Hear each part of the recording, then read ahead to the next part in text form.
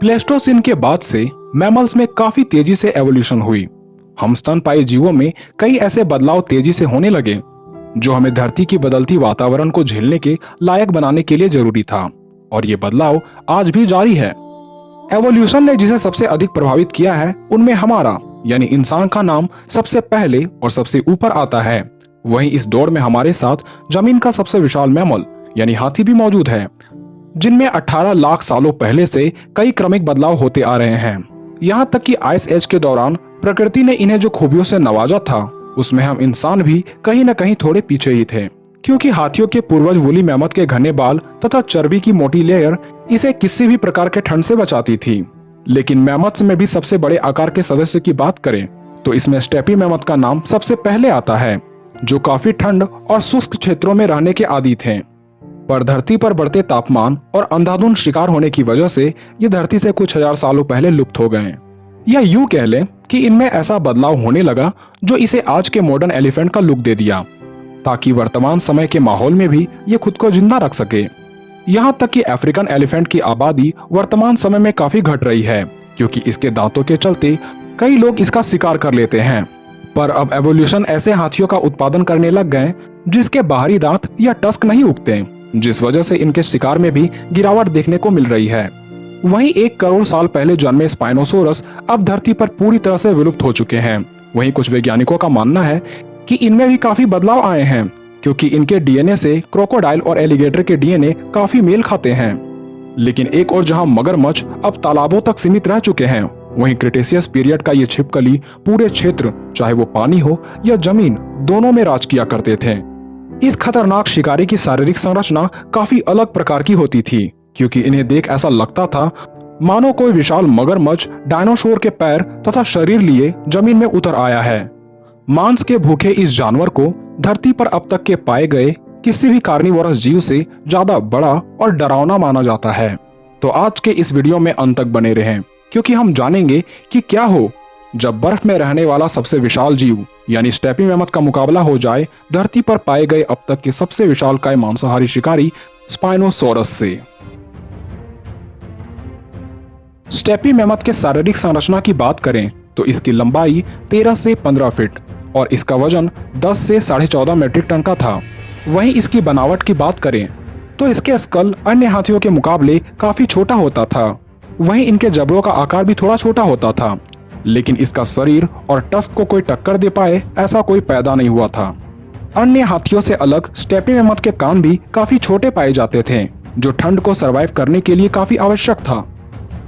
वहीं स्पाइनोसोरस की लंबाई 13 से 18 मीटर या 59 फीट, ऊंचाई 17.5 फीट और इसे 9 से 12 टन भारी बताया गया है, जो दिखने में काफी यूनिक था, क्योंकि इसके उभरे स्पाइन्स, नुकीले क्लॉज और विशालकाय काया इसे सबसे यूनिक लुक देती थी। दोनों की खाने और रहने की आदतों की ओर गौर करें तो इसमें स्टेपी मैमथ काफी ठंडे क्लाइमेट और बर्फीले क्षेत्रों में रहा करते थे। वहीं स्पाइनोसोरस गर्म और ह्यूमिड प्लेस में रहते थे, जहां इन्हें पर्याप्त मात्रा में शिकार मिल जाया करता था। लेकिन ठंड की वजह से स्टेपी मैमथ को भोजन ढूंढने के लिए कई मीलों का सफर तय करना पड़ता था। शायद ये मैमथ के लिए काफी आवश्यक भी था, क्योंकि बॉडी टेम्परेचर को रेगुलेट करने के लिए शरीर का फंक्शन होना काफी जरूरी है। लेकिन मैमथ को जब भी भोजन मिलता था तब ये 300 किलो तक के पौधों को खा जाया करते थे। हाथियों का हमला करने का तरीका कभी नहीं बदला है। ये शुरू से ही अपने आकार और वजन को अपना हथियार बनाते हैं। ठीक ऐसा ही स्टेपी मैमथ भी किया करते थे, मगर इसका विशाल टस्क इसके लिए एक और एडिशनल हथियार थी, जो इसके अटैक और डिफेंस दोनों में काम करती थी। यहाँ तक कि ये अपने सूंड से भी अपने दुश्मन को धूल चटा दिया करते थे। वहीं स्पाइनोसोरस भी मैमथ के जितना भारी थे और इसके पास इसके नुकीले क्लॉज तथा खूंखार कॉनिकल दांत पाए जाते थे, जो शिकार के चीथड़े उड़ा दिया करते थे। तो वेपन्स के मामले में स्वाभाविक है कि स्पाइनोसोरस मैमथ से काफी आगे हैं। तो जब कभी स्टेपी मैमथ और स्पाइनोसोरस के बीच लड़ाई होती है तो प्लेस यानी जगह काफी मैटर करता, क्योंकि ठंड में स्पाइनोसोरस का लड़ पाना थोड़ा मुश्किल हो जाता। वहीं गर्म जगह में मैमथ का चलना भी मुश्किल हो जाता। तो अगर ये लड़ाई दोनों के फेवरेबल कंडीशन में होती तो तय है कि स्पाइनोसोरस का पहला अटैक ही इस लड़ाई को डिसाइड करता, क्योंकि स्पाइनोसोरस के हमले अगर मैमथ के सूंड या चेहरे पर होता तो मैमथ का बचना मुश्किल हो जाता। वहीं मैमथ की मोटी त्वचा और घने बाल स्पाइनो के कई हमले को रोक भी सकते थे। वहीं दूसरी ओर मैमथ के टस्क अगर स्पाइनोसोरस को ज्यादा बार हिट करते हैं तो स्पाइनोसोरस भी हार सकता है, लेकिन इस लड़ाई में 60% चांसेस स्पाइनोसोरस के जीतने के हैं। इस पर आपकी क्या राय है, हमें कमेंट में जरूर लिखें।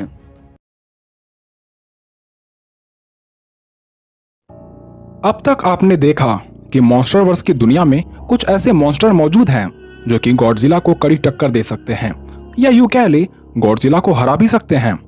लेकिन आज के इस वीडियो में हम जानेंगे मॉन्स्टरवर्स के अलावा कुछ दूसरे यूनिवर्स के मॉन्स्टर को जो काफी हद तक गॉडजिला को हरा सकते हैं। हल्क।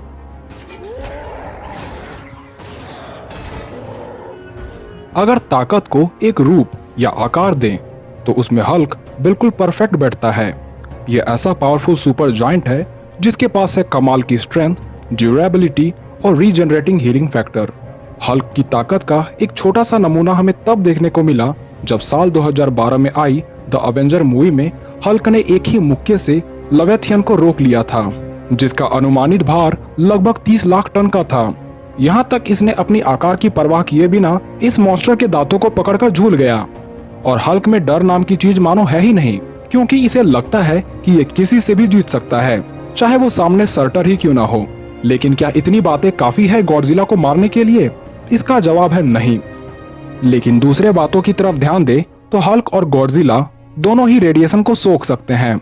अगर ये दोनों एक दूसरे के रेडिएशन को एब्जॉर्ब करते रहें तो ये लड़ाई कभी खत्म नहीं होगी। लेकिन हल्क जिस तरह से गामा जैसे खतरनाक रेडिएशन को सोख पाते हैं, शायद ऐसा गॉडजिला न कर पाए। वहीं आकार की बात करें तो हल्क गॉडजिला के सामने भले ही चींटी के समान हो, लेकिन हल्क कई लाख टनों के जीव को भी मार सकता है। और हल्क जितना गुस्सा होता जाता है, इसमें ताकत और भी बढ़ती जाती है। तो ऐसे में हो सकता है कि हल्क गॉडजिला को हरा दे। सर्टर। जैसा कि आप जान चुके हैं कि सर्टर एक फायर डीमन है जिसका पूरा शरीर आग की तरह जलता रहता है, इसलिए इस मॉन्स्टर को मार पाना और भी मुश्किल हो जाता है। नर्क का ये राक्षस गॉडजिला से कई गुना विशाल है। साथ ही इसके पास इसका ट्वाइलाइट स्वॉर्ड है जिसकी ताकत तले पूरा एसगार्ड तबाह हो चुका था। यहाँ तक कि इस स्वॉर्ड की मदद से ये पूरे प्लेनेट के साथ एक गैलेक्सी को भी नष्ट कर सकता है। तो ऐसे में गॉडजिला इस स्वॉर्ड की मार को झेल नहीं पाएगा। अगर सर्टर अपनी स्वॉर्ड का इस्तेमाल ना भी करें, फिर भी गॉडजिला को अपने से 2.5 गुना बड़े मॉन्स्टर को मार पाना, वो भी आग से जलता हुआ दानव को जिसकी तापमान से पूरा शहर जल सकता है। ऐसे में गॉडजिला के लिए सर्टर से जीत पाना नामुमकिन हो जाता है। गॉडजिला अर्थ। गॉडजिला अर्थ दूसरे प्लेनेट में रहने वाला एक ऐसा शक्तिशाली मॉन्स्टर है जिसने पूरे प्लेनेट को ही अपने अनुसार ढाल लिया था। इस गॉडजिला के पास कई ऐसी अन्य खूबियां मौजूद हैं जिसकी बर्निंग गॉडजिला सिर्फ कल्पना ही कर सकता है। यहाँ तक कि गॉडजिला अर्थ की हाइट लगभग 1000 फीट का है, जो नॉर्मल गॉडजिला से काफी विशाल है। हालांकि वो बात अलग है कि बर्निंग गॉडजिला इंसानों का रक्षक है, तो वहीं गॉडजिला अर्थ इंसानों का भक्षक है। Ego the living planet. MCU का ईगो एक सेलेस्टियल है जिसने खुद को एक प्लेनेट में बदल लिया था, और सेलेस्टियल होने की वजह से इसके पास लाइट को क्रिएट और डिस्ट्रॉय करने की एबिलिटी है। इसके अलावे इसके पास है एनर्जी, मैटर, बायोलॉजिकल को बदलने की शक्ति। अगर इसके आकार की बात करें तो ईगो अपने शरीर को जितना चाहे उतना विशाल कर सकता है और ये लाखों सालों तक जीवित रह सकता है। इसके पास मॉलिक्यूलर मैनिपुलेशन की भी शक्ति है, तो ये चाहे तो गॉडजिला को पल भर में ही टुकड़ों में बांट सकता है। यहाँ तक चाहे तो ये गॉडजिला के शक्ति को छीन भी सकता है। गैलेक्टस। सिल्वर सर्फर ने कहा था कि गैलेक्टस आ रहा है और ये पूरे प्लेनेट को खा जाएगा, और इसका मतलब सचमुच में खाने से ही है।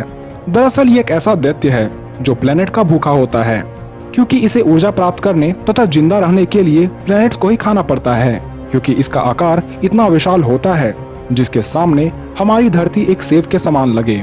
लेकिन गैलेक्टस की एक खूबी ये भी है कि ये अपने आकार को छोटा या फिर बड़ा दोनों कर सकता है।